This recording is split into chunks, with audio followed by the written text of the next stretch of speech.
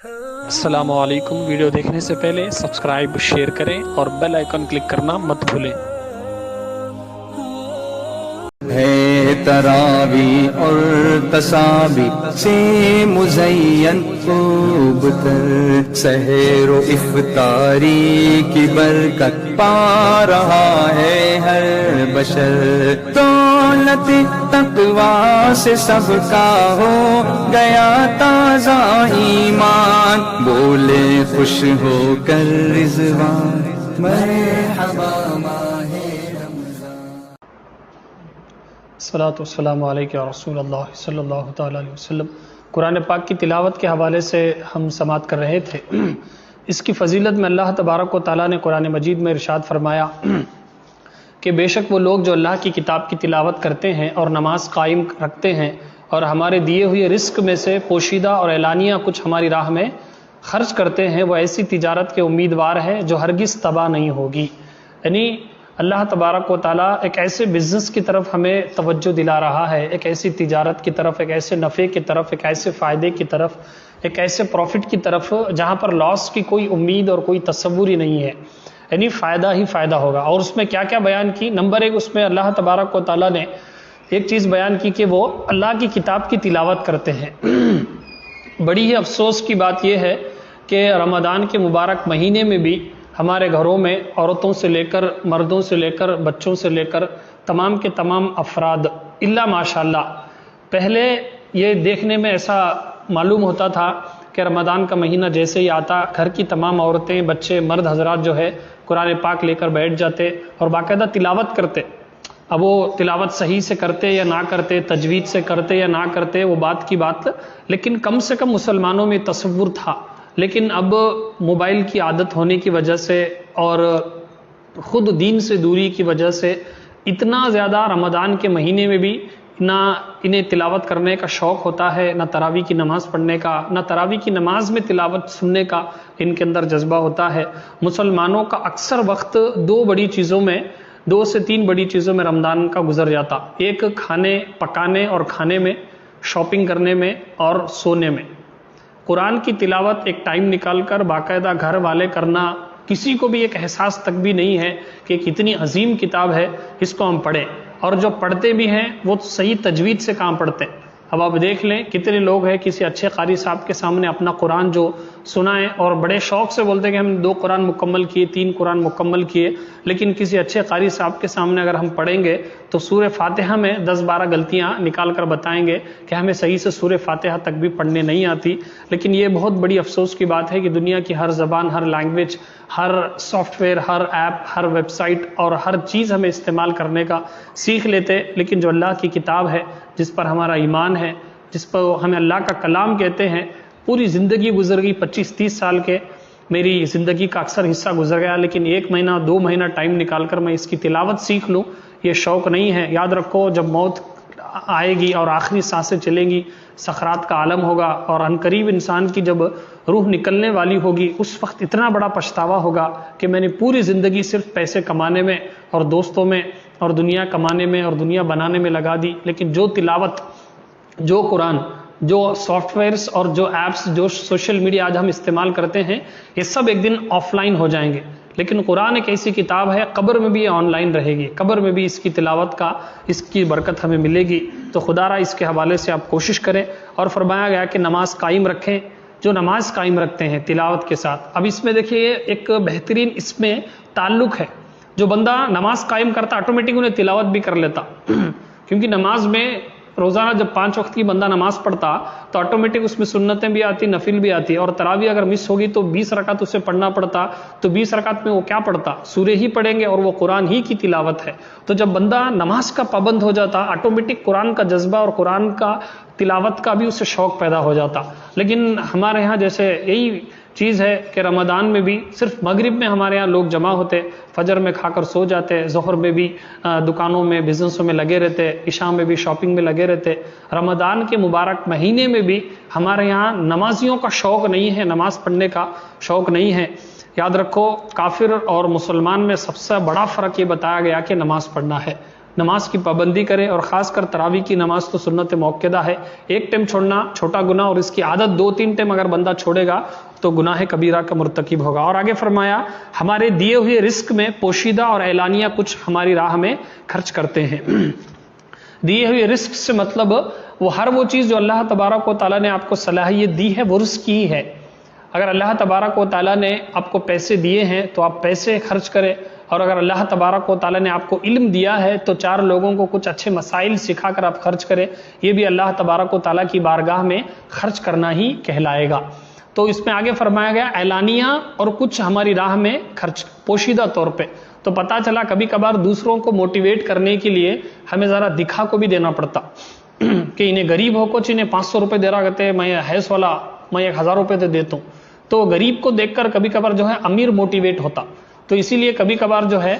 دکھا کر بھی دیکھنا پڑتا، لیکن اس میں نیت یہی ہو کہ میں اس لیے دے رہا ہوں تاکہ میرے آس پاس میرے فرینڈ سرکل میں اور میری فیملی میں میرے پڑوسی انہوں بھی موٹیویٹ ہو کر میرے طریقے میں دیکھ کر انہوں بھی صدقہ و خیرات کرے، تعریف سننے کے لیے نہیں، واہ واہ حاصل کرنے کے لیے نہیں، دنیا کا فائدہ حاصل کرنے کے لیے نہیں۔ اگر یہ فائدہ ہے دنیا دیکھنے کے لیے، تعریف کرنے کے لیے، تو ریاکاری ہوگی، لیکن دوسروں کو موٹیویٹ کرنے کے لیے اگر کبھی کبھار دکھایا جائے کچھ عبادت تو اس میں گنجائش نکل سکتی ہے، خاص کر اگر کوئی پیر صاحب ہے، کوئی امام ہے، کوئی مسجد کے بڑے لوگ ہیں، یا پھر کوئی لیڈر ہے، اس کو دیکھ کر لوگ فالو کرتے،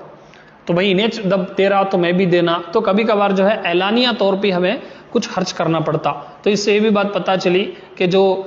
تجارت کے حوالے سے اللہ تبارک و تعالیٰ نے فرمایا ہے، آج بہت سارے ایسے مارکیٹنگس آپ کو مل جائیں گے کہ نیٹ ورک مارکیٹنگ، کہ آپ جتنے لوگوں کو جڑائیں گے، جتنے لوگ وہ کام کریں گے، ان سب کا ثواب آپ کو، ان سب کا منی، ان سب کا انکم، ان سب کا جو سیلری ہے، ان سب کا کمیشن جو تمنا بھی ملتا، تو اسے نیٹ ورک مارکیٹنگ کرتے۔ تو آج اس پر لگے ہوئے لوگ، اب وہ معلوم نہیں کہ کون سی کمپنی ہے، فیک کمپنی ہے، معلوم ہی نہیں، لیکن ایک ایسے بزنس کی طرف اللہ تبارک و تعالیٰ نے فرمایا کہ جس میں کوئی گھاٹے کا اور کوئی اس میں لاس کا تصور ہی نہیں ہے، اور آگے فرمایا تاکہ اللہ انہیں ان کے ثواب بھرپور دے۔ اللہ تبارک و تعالیٰ ثواب دینے والا ہے، تو اسی کی رضا کے لیے ہمیں اور اپنے فضل سے اور زیادہ عطا کرے۔ اسی لیے حدیث میں فرمایا گیا جو رمضان میں 1 روپیہ دے گا تو 70 روپے دے گا، یہ جنرل ہے، لیکن جس کا جیسا اخلاص ہوگا اس کا ثواب بھی بڑھتا جائے گا۔ اگر زیادہ ثواب ہوگا تو 1 روپے کے بدلے اسے 1000 کا بھی ثواب ملے گا، اس کی لمٹ ہی نہیں۔ ایک نارمل لمٹ کیا بتائی گئی، 1 روپیہ دے گا تو 70 روپے اسے ملیں گے، ایک عام ایک کرائٹیریا بتایا گیا، لیکن یہ لمٹ نہیں ہے، جس کا زیادہ ہوگا، جیسے فرمایا گیا کہ اللہ انہیں ان کے ثواب بھرپور دے اور اپنے فضل سے اور زیادہ عطا کرے، یعنی جس کا جیسا اخلاص ہوگا اسے اور زیادہ اللہ تبارک و تعالیٰ عطا فرمائے گا۔ بے شک وہ بخشنے والا، قدر فرمانے والا ہے، یعنی ہماری جو نیکیاں ہیں، ہمارے جو پیسے ہیں، وہ اللہ تبارک و تعالیٰ کی بارگاہ میں ضائع نہیں ہوں گے۔ اللہ تبارک و تعالیٰ قدر فرمانے والا ہے کہ اگر آپ 10 روپے بھی خرچ کریں گے تو جو پیسے لینے والے ہیں، اگر مسجد کے متولی کو دیں گے تو متولی تو کیا 10 روپے کیا تو بولتا متولی، لیکن اللہ کی بارگاہ میں اس کی بھی قدر ہے۔ اگر آپ ایک بندے کو ایک کھجور بھی کھلائیں گے تو ہو سکتا ہے خالی ایک کھجور کھلائے گا تو ہو سکتا ہے کہ کوئی اسے معمولی سمجھے، لیکن اللہ کی بارگاہ میں اس کا بھی ثواب ملے گا۔ اور بہت ساری باتیں ہیں، ایک حدیث جو مشہور ہے آپ سن لیں، اس کے بعد گفتگو کو ختم کریں گے۔ فرمایا گیا کہ حضرت عثمان غنی رضی اللہ تعالیٰ عنہ اس کے راوی ہیں، فرمایا گیا کہ تم میں سے بہتر وہ ہیں جو قرآن سیکھیں اور سکھائیں۔ The best amongst you are those who learn and teach قرآن، یعنی تم میں بہترین وہ ہیں لوگ جو قرآن سیکھیں اور سکھائیں۔ اب اس میں دیکھیں بہترین ہمیں بہت سارے پروفیشنز اختیار کر لیتے ہیں، لیکن ان پروفیشن اختیار کرنے کے ساتھ ساتھ بھی آپ انجینئر بھی ہیں، آپ بزنس مین بھی ہیں، آپ کاروبار کرنے والے بھی ہیں، آپ کارپینٹر بھی ہیں، آپ الیکٹریشین بھی ہیں، آپ ڈرائیور بھی ہیں، جو بھی ہیں، لیکن زندگی میں قرآن سیکھیں اور دوسروں کو نہیں تو کم سے کم اپنے بچوں کو قرآن سکھائیں۔ اس حدیث کے ماتحت انشاءاللہ آپ آ جائیں گے۔ تم میں سے بہتر وہ شخص ہے جو قرآن سیکھے اور سکھائے۔ پورے دنیا کو انسٹیٹیوٹ کھول کر سکھانا ضروری نہیں، کم سے کم اپنے بچوں کو، اپنی بیوی کو سکھا سکتے، کم سے کم اپنے چھوٹے بھائیوں کو سکھا سکتے، کم سے کم آن لائن میں آپ سکھا سکتے۔ آج کل بہت بڑے بڑے ایپس آ گئے ہیں دنیا میں، بہت بڑی چیزیں جو ہے آج آن لائن کے ذریعے سے سیکھی جا رہی ہیں، تو آپ یہ چیزیں جو ہے آن لائن کے ذریعے سے بھی سکھا سکتے۔ تو الحمدللہ ہمارے تحریک سنی دعوت اسلامی کا ماحول اور مسجد ایک اسی لیے بنائی گئی تاکہ ہم خود بھی قرآن سیکھیں اور دوسروں کو سکھائیں. تو ہمارے جتنے بھی سن رہے ہیں آن لائن والنٹیئرز، ذمہ داران وغیرہ، سب کے سب یہ کم سے کم کوشش کریں کہ میں زندگی میں ایک کو قرآن سکھاؤں گا، پورے محلے کو نہیں، کم سے کم ایک کو. کیونکہ حدیث میں فرمایا گیا تم میں سے بہتر وہ شخص ہے جو قرآن سیکھے اور سکھائے. تو 15-20 دن میں اچھا پڑھنے والا ہے تو وہ تجوید سیکھ لے گا، زیادہ سے زیادہ 1 مہینہ 1.5 مہینے میں تجوید سیکھ لے گا. اس کے بعد ایک 10 سورے 2 مہینے کے اندر آرام سے تمہیں خود بھی سیکھ سکتے اور دوسروں کو بھی سکھا سکتے. اور اس میں ایک بہترین ایک ٹیچنگ ٹیکنیک بتائی گئی اور لرننگ ٹیکنیک بھی اس میں ہے. آپ دیکھو جب ہمیں خود پڑھتے سمجھنے کے واسطے اتنا زیادہ دھیان سے ہمیں نہیں پڑھتے، لیکن جب ہمیں دوسروں کو سکھانے کے واسطے پڑھتے اور زیادہ اس میں ایفرٹ ڈال کو پڑھتے.